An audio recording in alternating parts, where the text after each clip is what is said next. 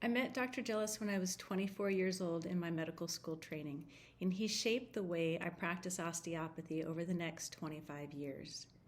He developed the biodynamic model based upon his own research and the mentorship of Annie Wales, Ruby Day, and other direct students of Dr. Sutherland.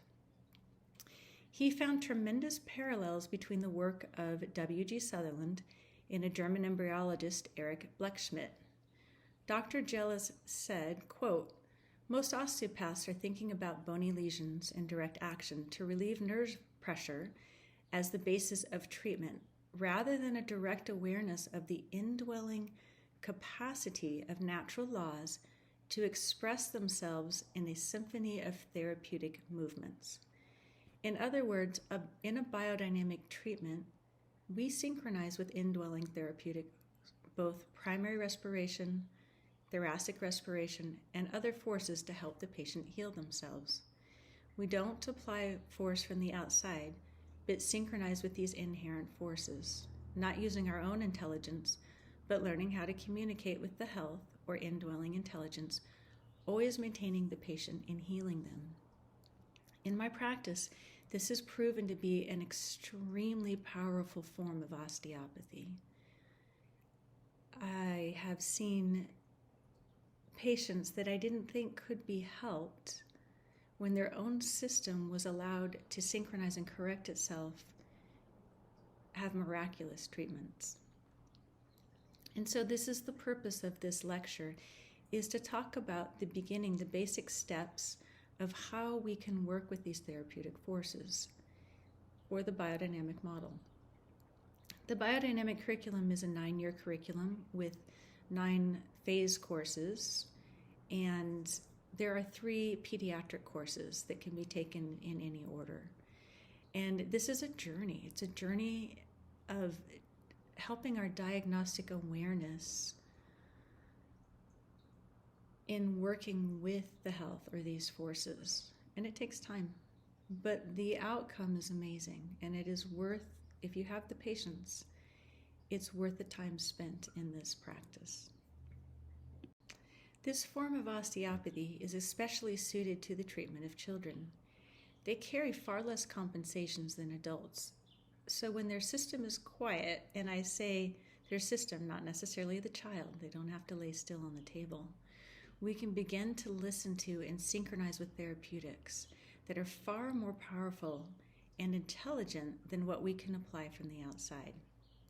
This is a picture of my husband Jan treating my nephew.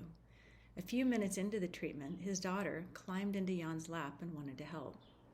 And you can see from the treatment how centered and present she is, much more than most adults.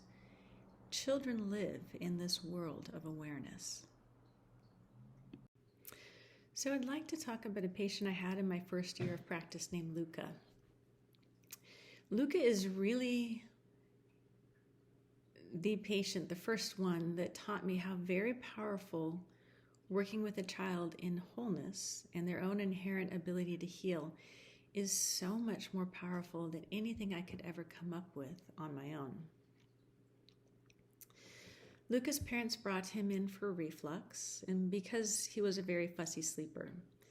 The mom didn't even mention that he had club feet until I asked about it in the first visit.